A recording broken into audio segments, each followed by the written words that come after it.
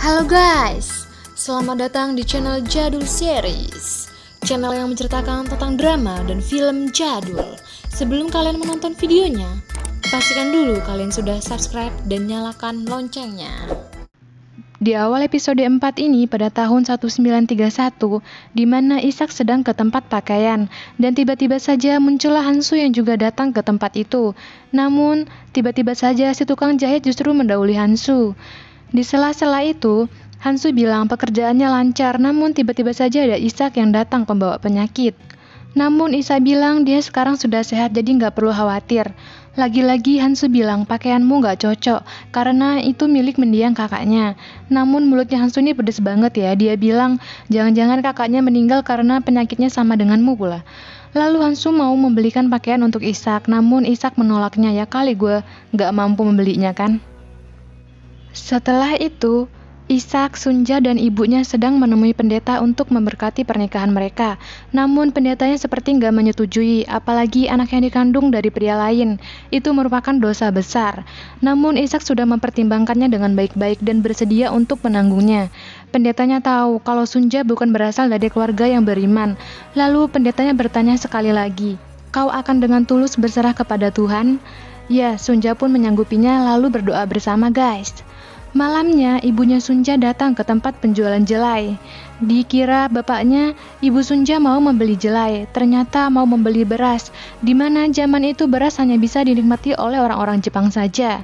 Namun nanti penjual luluh setelah mendengar putrinya akan menikah, lalu akan ikut suaminya ke Jepang.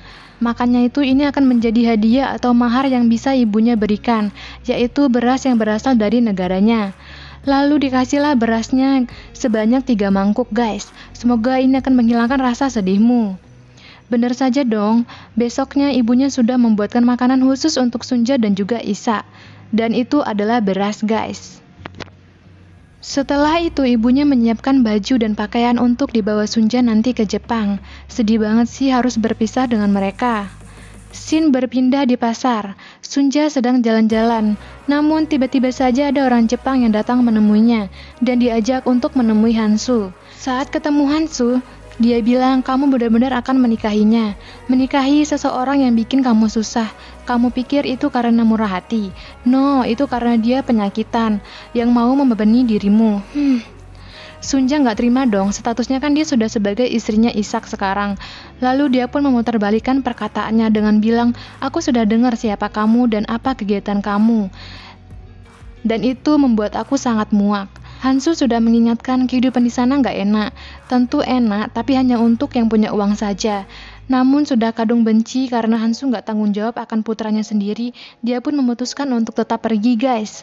Bener aja dong, Sunja dan Ishak akan pergi ke Jepang, dan mereka berpisah dengan Donghae dan Bokhae, dan yang lain-lainnya. Sunja meminta kepada Bokhae dan Donghae untuk menjaga ibunya, dimana Sunja itu tahu kalau dia nggak mungkin bisa balik lagi. Walaupun bisa balik itu entah kapan ya guys. Setibanya di kapal, ibunya memberi pesan untuk tetap baik dengan kakak iparnya. Ya, meski kakak iparnya pasti kadang-kadang ada yang suka semena-mena.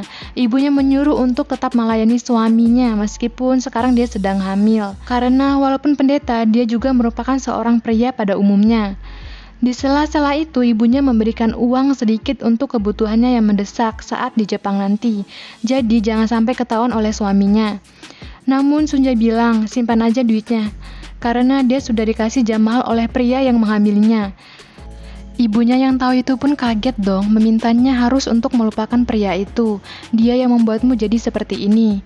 Lalu jam untuk pergi pun sudah datang, dan Sunja menangis layaknya anak yang merengek guys. Sedih deh. Saat sudah di kapal karena hamil kan ya, jadi didesak-desak gitu membuatnya muntah dan keringetan. Ishak yang melihat itu pun mencarinya minum, dan mereka pun terus berlayar ke Jepang. Ibunya menyaksikan kepergian anaknya Sunja.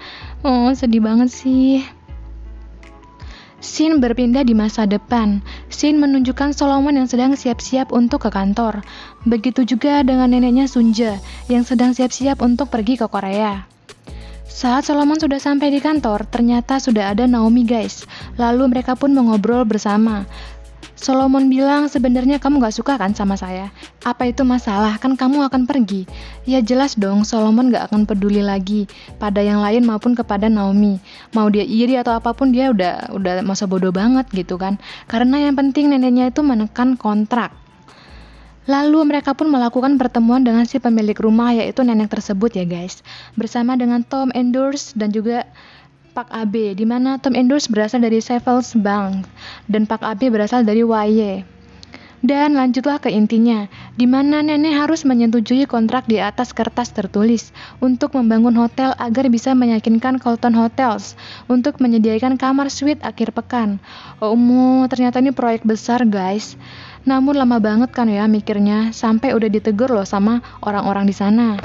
Namun keputusan nenek masih belum 100% bulat, padahal banyak orang juga yang sudah mempunyai janji untuk bertemu hari ini, jadi harus reschedule deh.